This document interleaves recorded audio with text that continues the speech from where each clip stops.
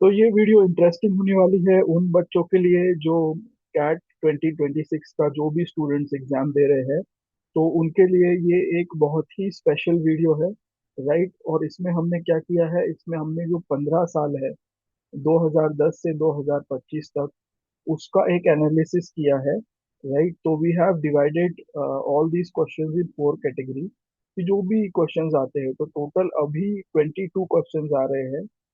अ, पिछले कई साल से हम देखते हैं कि टोटल 22 क्वेश्चंस आते हैं क्वांटिटेटिव एप्टीट्यूड में। तो उसके उसका अगर कैटेगरी वाइज हम लोग एक क्या कहते हैं, एक विभाजन करें, एक डिवीजन करें, तो अरिथमेटिक के क्वेश्चंस और अलजेब्रा के क्वेश्चंस पहले लगभग सेम आया करते थे। जबकि अभी 2024-25 या फिर 2023 में ये देखा गया है कि अरिथमेटिक से ज्यादा क्वेश्चंस आते हैं।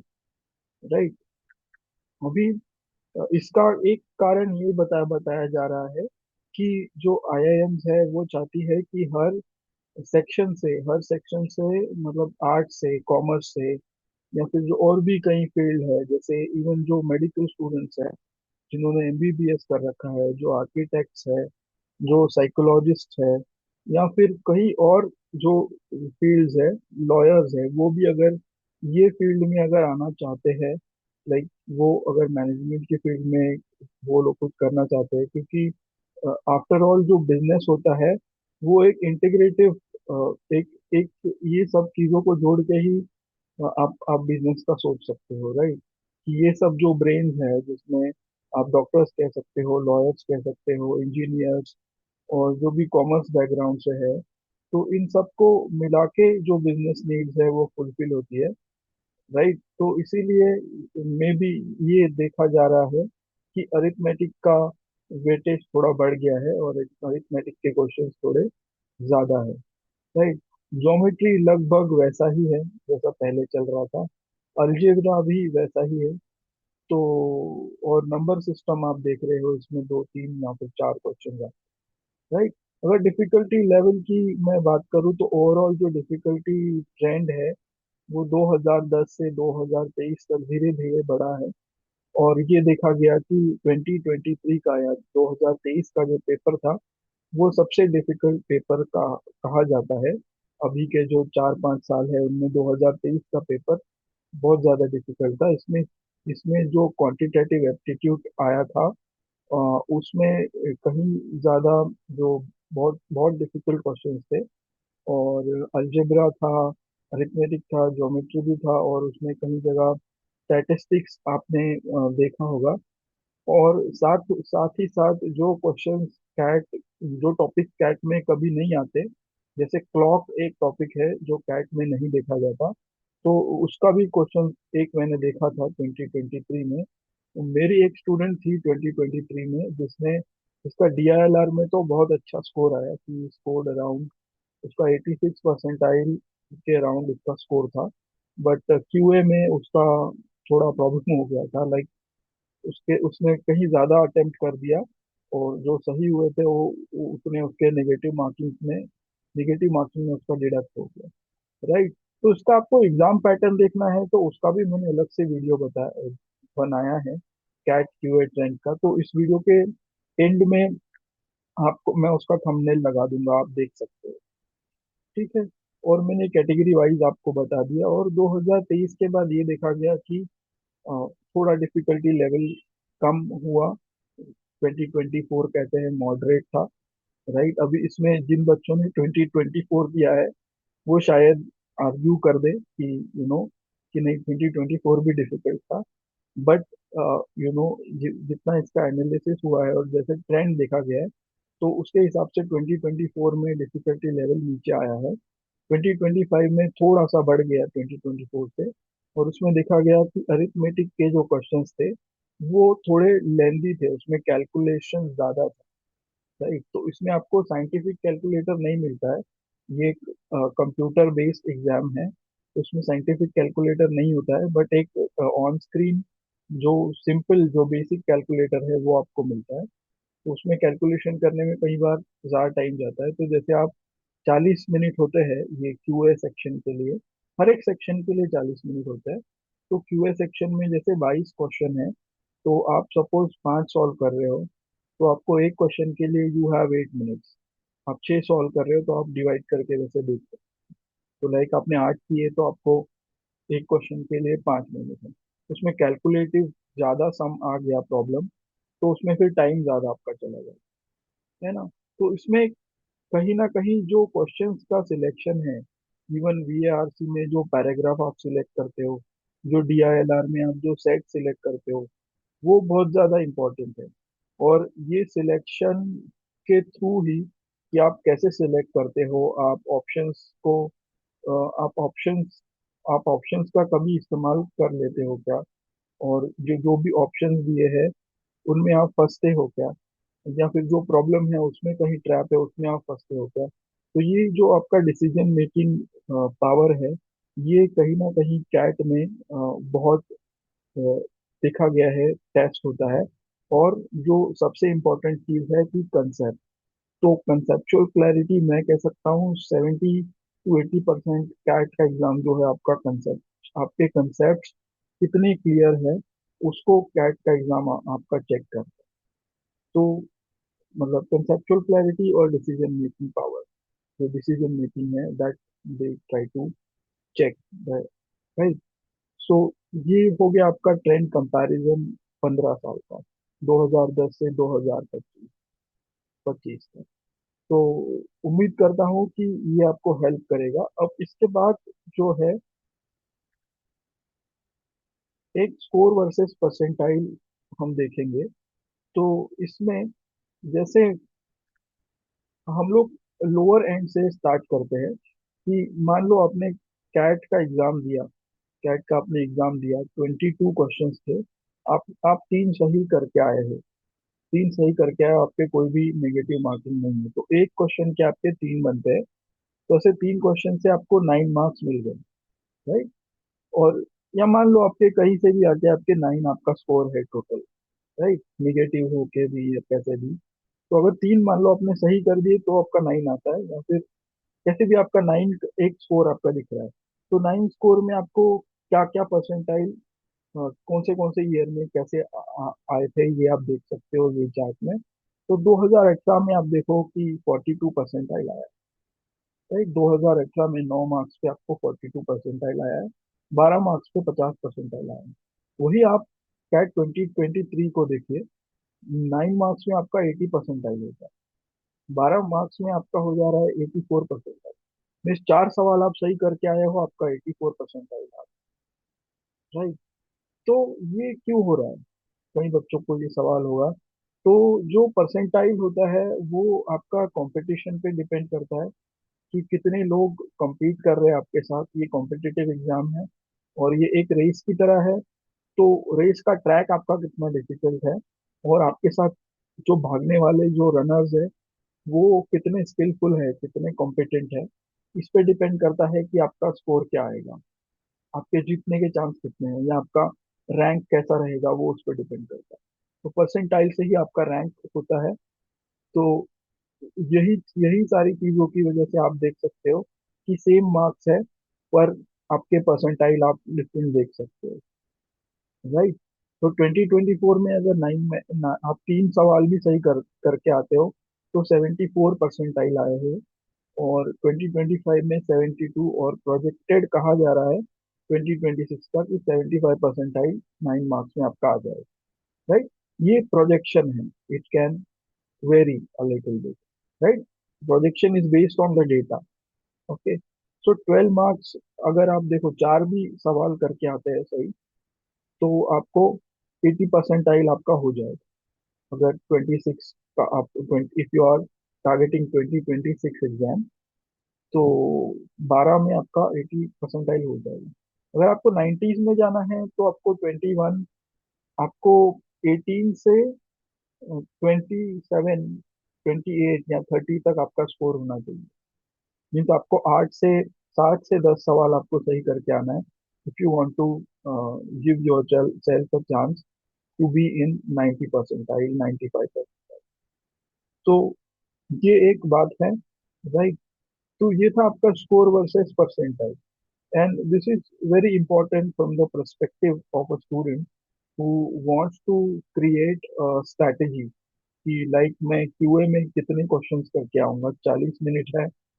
तो मेरा स्ट्रेंथ क्या है? मेरा स्ट्रेंथ अरिथमेटिक है, मेरा स्ट्रेंथ अलजेब्रा है, मेरा स्ट्रेंथ अरिथमेटिक अलजेब्रा दोनों है, मेरा स्ट्रेंथ ज्योमेट्री भी है, या फिर इसके इस इसके बारे में सोच के यू कैन डिसाइड कि मैं 7 करूंगा, 6 करूंगा, 8 करूंगा, 10 सवाल लगाऊंगा। ये आप सोच सकते हो। और फिर आता है आपका सिलेक्शन। जो जितने आप मॉक्स देते हो, राइट, उससे मॉक से वो सिलेक्शन आपका रिफाइन होते जाता है। Like you become a good selector, कि आपको पता चलता है कि आपका स्ट्रॉन्ग एरिया क्या है। जैसे कोई स्टूडेंट है वो, लाइक कोई अलजेब्रा से कुछ क्वेश्चन आया है तो उसके साथ वो उसका क्वेश्चन वो जल्दी हो जाएगा।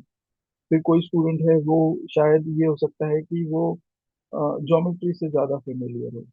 तो ये सब चीज़ें आपको जो परसेंटाइल वाली चीज, परसेंटाइल वाला जो ये टेबल है स्पेसिफिकली, और जो मैंने क्वेश्चंस का डिवीजन इससे पहले दिखाया, वो आपको इस काम में आने वाला है कि यू कैन डिसाइड कि मैं 95 परसेंटाइल टारगेट कर रहा हूँ, या मैं 97 परसेंटाइल टारगेट कर रहा हूँ, या मैं 99 परसेंटाइल टारगेट कर रहा हूँ।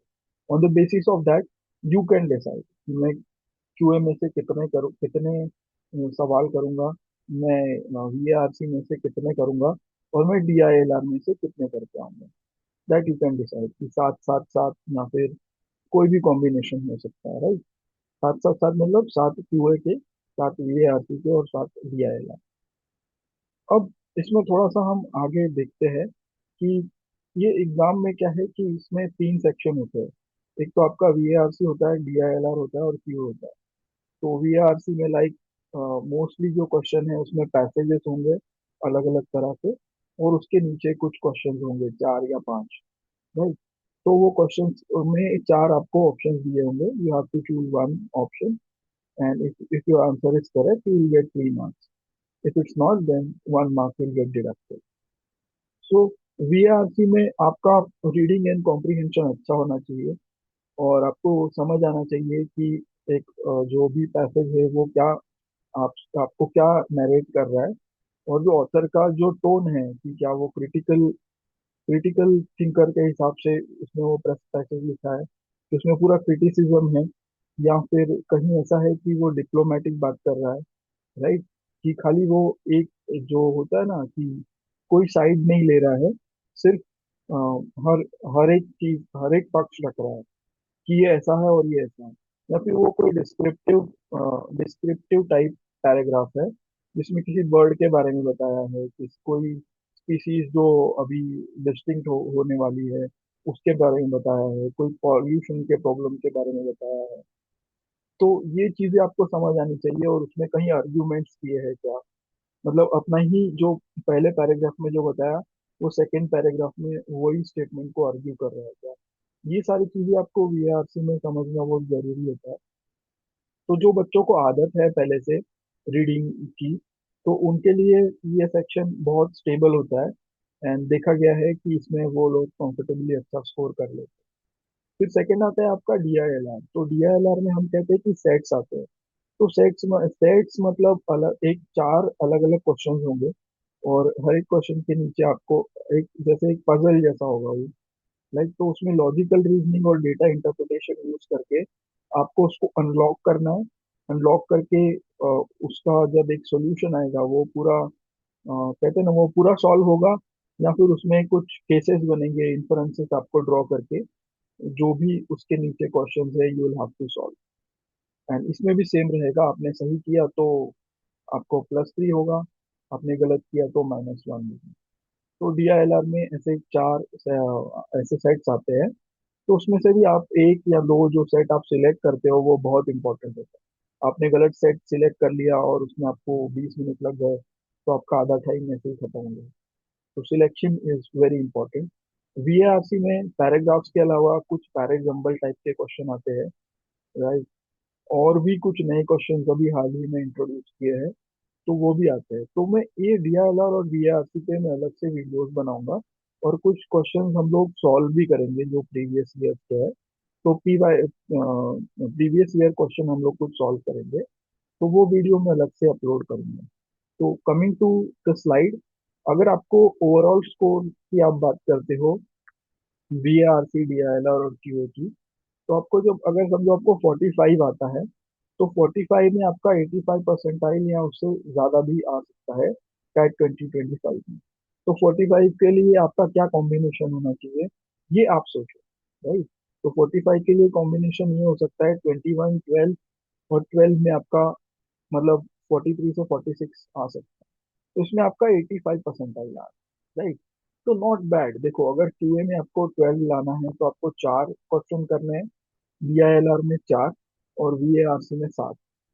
तो ये अगर आपका आता है सही सही, आपका 85 परसेंटाइल आ गया। इससे थोड़ा कम आता है 40, तो फिर आपका 80 इसमें आएगा, राइट। उससे कम आता है तो आपको 70, 75 में आएगा। तो मैं लोअर एंड आपको पहले इसलिए बता रहा हूँ, इसकी एक वजह है कि जो कुछ स्टूडेंट्स होते हैं उनको लगता है कि बहुत ज्यादा स्कोर आने पे ही मुझे अच्छा कॉलेज मिलेगा, राइट।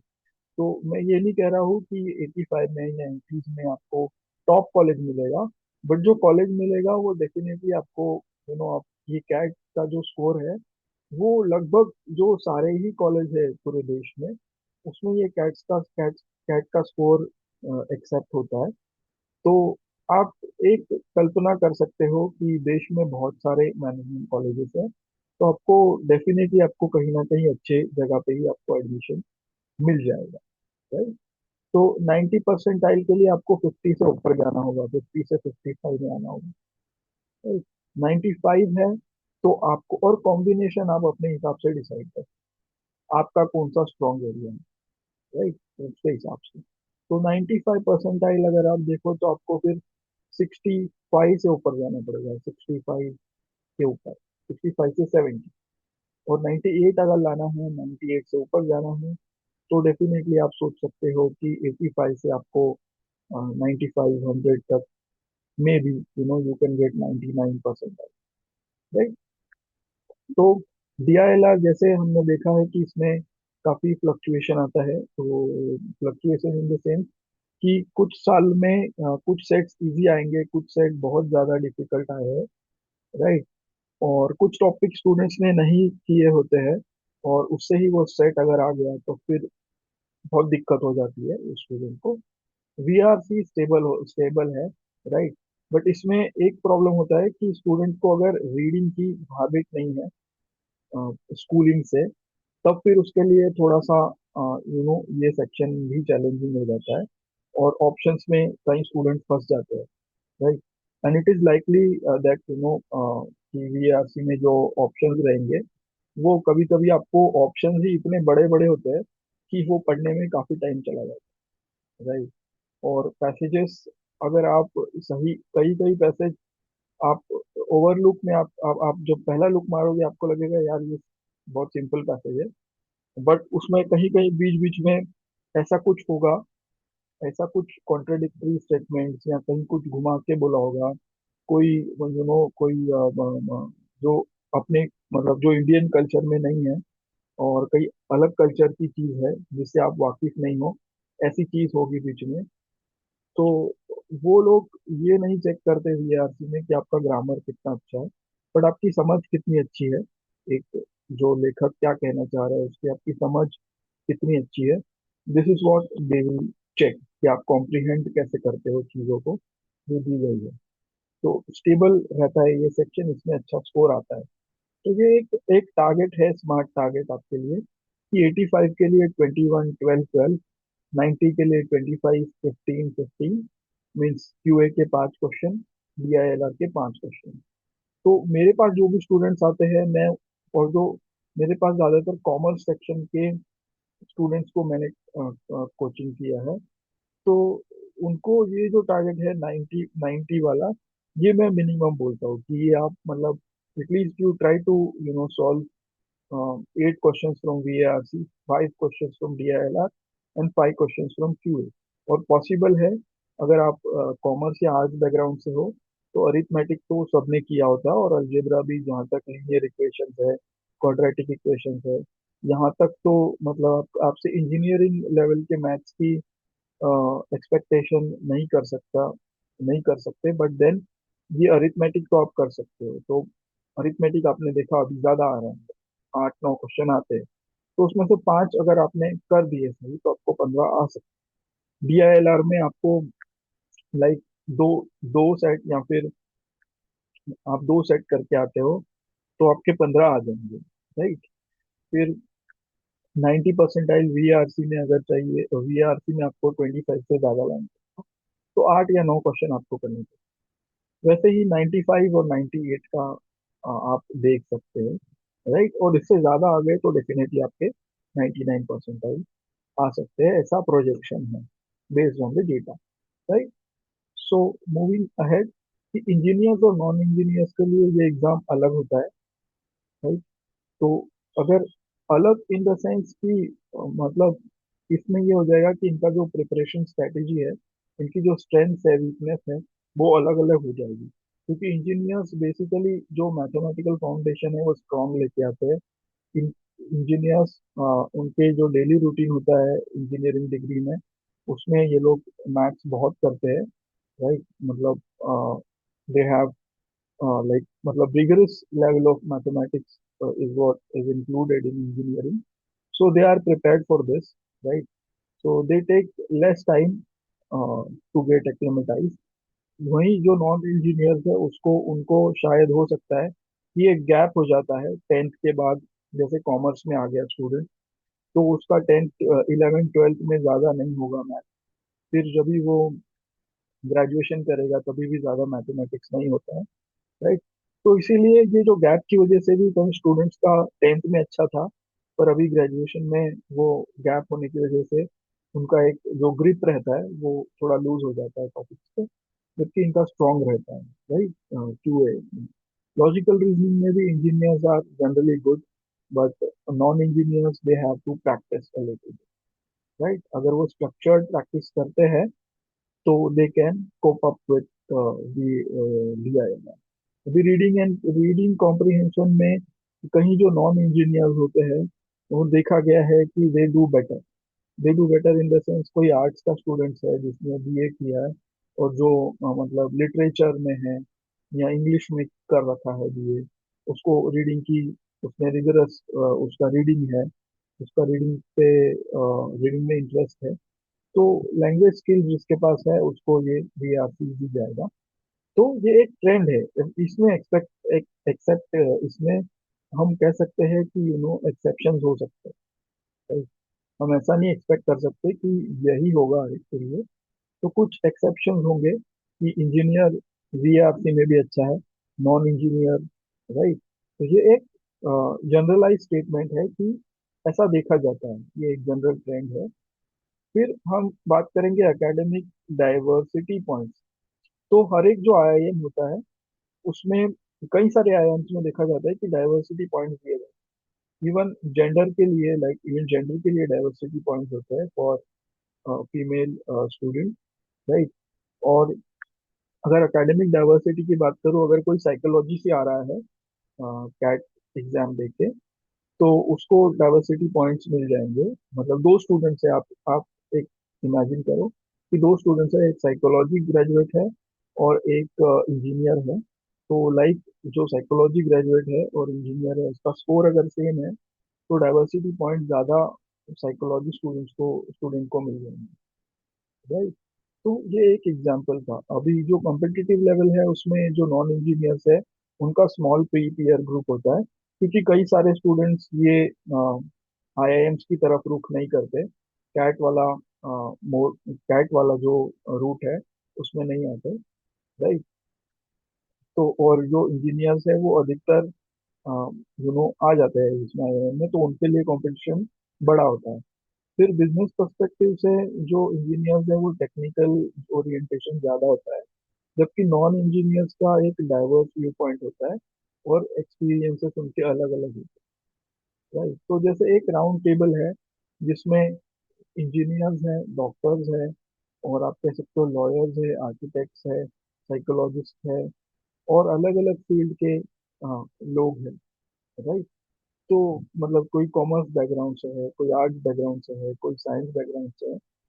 तो इन सबको अगर आपने नो इंजीनियर्स में भी आप इमेजिन करो कि कोई मैकेनिकल इंजीनियर है, कोई सॉफ्टवेयर इंजीनियर है, राइट। तो ऐसे अलग अलग फील्ड से इंजीनियर्स आ रहे हैं, कोई बायोटेक से आ रहा है। तो इसमें ये होता है कि एक जो एक एक कोई प्रॉब्लम रख दिया इनके सामने, तो ये सारे ब्रेन्स जब ब्रेनस्टॉर्म करेंगे तो इसमें से काफी प्रोडक्टिव आइडियाज निकल के आते हैं बिजनेस के लिए।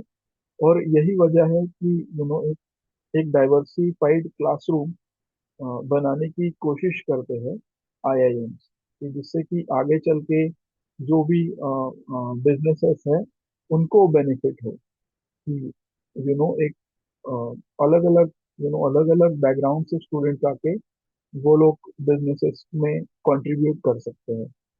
तो इसी वजह से ये diversity academic diversity points IIMs ने अलग से रखे हैं, जो अलग जो कि डाइवर्सिफाइड बैकग्राउंड से स्टूडेंट आ रहा है उनके लिए। अभी जो ये स्टूडेंट है इंजीनियर, वो क्यूएडीआईएलआर पास पिक करते हैं, जो नॉन इंजीनियर है वो वीआरसी पास पिक करते हैं, प्रोवाइडेड उनका रीडिंग मतलब पहले से उन्होंने थोड़ा बहुत स्कूलिंग में उनका रीडिंग बुक मतलब रीडिंग में इंटरेस्ट है, और अभी भी उनका रीडिंग में इंटरेस्ट कायम है। After graduation they would like to read new topics, and they are like uh, they are like interested in learning new things, right? मतलब कुछ नया उनके सामने पैसेज आ गया, तो मतलब उसमें उनका इंटरेस्ट होना चाहिए, राइट? तो कहीं साइकोलॉजी से आ जाएगा, कहीं आपका साइंस से आ जाएगा, कहीं आपका बायोलॉजी से आ सकता है पैसेज, तो कहीं आपका लॉ से पैसेज आ सकता है, कहीं कल्चरल जो कहीं कल्चर्स को रिलेट करने वाला कोई पैसेज आपका आ जाएगा, कोई लैंग्वेज के ऊपर पैसेज आ जाएगा, राइट? ऐसा ऐसे अलग अलग टॉपिक्स पे वीआरसी में पैसेज आता है। तो सिलेक्शन एडवांटेज दोनों को मैं नहीं कहूंगा कि किसी को ज्यादा होता है कम होता है, बट एक एकेडमिक डाइवर्सिटी का नॉन इंजीनियर को एडवांटेज होता है कि उनको वो पॉइंट मिल जाए। तो मेरे जो स्टूडेंट है वो सभी स्टूडेंट्स नॉन इंजीनियर बैकग्राउंड मतलब जो सभी स्टूडेंट्स हैं वो कॉमर्स बैकग्राउंड से रहे हैं या आर्ट्स बैकग्राउंड से भी अगर स्टूडेंट्स हैं, तो मतलब I have course like non engineer. अभी जो सबसे इम्पोर्टेंट टॉपिक है कि जो ये एग्जाम दे रहे हैं कैट का, तो उसमें बेस्ट कॉलेजेस क्या है, और एक गौर करना मीडियन पैकेज एक जो दिया जाता है। मीडियन मतलब एक आप मिड टर्म समझो, कि अगर 50 स्टूडेंट है उनको अगर रैंक किया टॉप से लेके बॉटम तक, तो उसमें जो मिड टर्म है, जो मिड में जो आएगा पैकेज, उसको मीडियम पैकेज कहेंगे। तो वैसा पैकेज मैंने यहाँ पे लिस्ट किया है। तो शुरुआत में तो आईआईएम है, फिर टीयर 1 कॉलेजेस है, टीयर 2 है और टीयर 3 है। तो जैसे आपके परसेंटाइल नीचे आएंगे तो अ, वैसे आप स्टेप डाउन करोगे, मतलब वैसे आपको कॉलेज मिलेगा। तो आईआईएम अगर आपका 99 98 ऐसा स्कोर आ रहा है, 94 96 94 के ऊपर आ रहा है आपका स्कोर, आप ओपन कैटेगरी में हो। हाँ, एक एक और चीज कि ओपन कैटेगरी और रिजर्व कैटेगरी के लिए थोड़ा बहुत डिफरेंस होता है। तो रिजर्व कैटेगरी में थोड़ा मार्क्स अगर कम है तो हो सकता है आपको ओपन कैटेगरी से अच्छा कॉलेज आपको मिल जाए, राइट? तो वो आप अलग से देख सकते हो। तो इसमें सबसे ज्यादा जो रिटर्न ऑन इन्वेस्टमेंट है वो एफएमएस दिल्ली एक कॉलेज एक इंस्टीट्यूट है। तो इसमें आपका 2.4 लाख फीस है, 99 परसेंटाइल मांगता है ये, बट 99 परसेंटाइल में आप देखो 2.4 लाख फीस है, और इसका मीडियम पैकेज है 30 लाख। तो इसमें आपका जो आप फीस भर रहे हो उससे उसमें रिटर्न बहुत ही बढ़िया है, राइट? फिर SP Jain is good college, मतलब बेस्ट कॉलेज है मुंबई में। तो इसमें भी अगर एडमिशन होता है तो पैकेज आपका सही रहेगा, आपकी लाइफ अमेजिंग रहेगी, दैट्स फॉर श्योर।